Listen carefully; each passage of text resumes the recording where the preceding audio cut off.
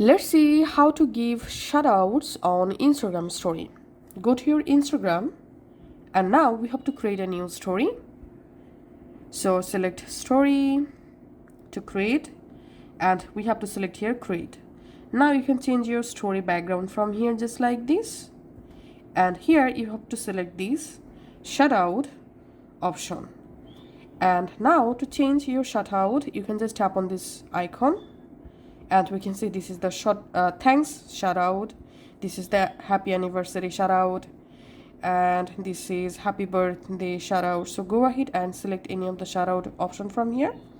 So in my case I'm selecting here thanks shoutout, and here I'm just typing the account Instagram account name.